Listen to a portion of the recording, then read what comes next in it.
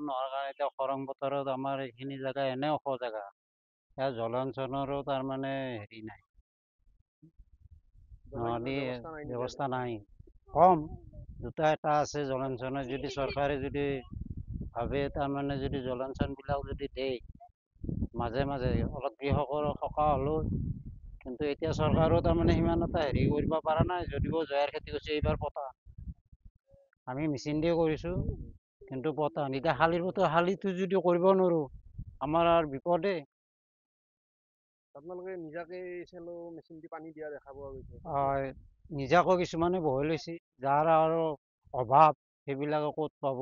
চৰকাৰীভাৱে যদি দেই তেতিয়াহ'লে অলপমান খেতি কৰি খাব পৰা হ'ল। আৰু আপোনালোকৰ ধৰক মূল ইনকামৰ পথ কি ইনকামৰ পথ আমাৰ খেতিয়ে।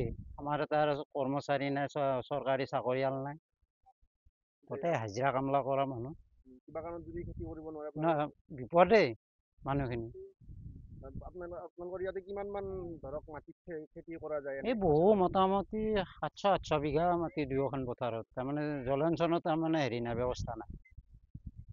আৰু আপোনালোকৰ ইয়াত আৰু কৃষক আছে? আছে, বহুত আছে, তাৰমানে চবে খেতিৰে তাৰমানে মানুহ। গোটেইখিনি খেতি নকৰিলে উপায় নাই। কঠীয়া ৰুইছে না কিছুমানে? নাই, কিছুমানে ৰুইছে যদিও আৰু কাম নাই, চব বোন ফুটি গ'ল, কঠীয়া শুকাই উঠাব গ'ল। পাৰিছে নে কঠিয়াও আপোনালোকে? এতিয়া বৰ্তমান শুকাই যাই আছে, বৰষুণ নাই। খেতি কৰিব পৰা নাই। এতিয়া জলসিঞ্চন বিভাগৰ পৰা এতিয়া কিবা ব্যৱস্থা কৰি দিলে ভাল আছিল আমাৰ এইবিলাক পথাৰত। মানুহখিনি খেতি কৰি যে অলপ ইনকাম কৰিব পাৰিলে হয়। এতিয়া বৰ্তমান যিবিলাক ৰুইছে সেইবিলাকো চব শুকাই গৈছে। এইবিলাক মেচিনেদি পানী দি থৈ দিছে, চেলো মেচিন বহি কেনে। চেলো মেচিন দি পানী দিলে খৰচাটো বহুত বেছি আৰু হয়। খৰচাটো বেছি হৈ যায়। এতিয়া জলসিঞ্চনৰ পৰা এটা আপোনাক মেচিন কিবা এটা ব্যৱস্থা কৰি দিলে আমাৰ ভাল আছিল পাব্লিকৰ।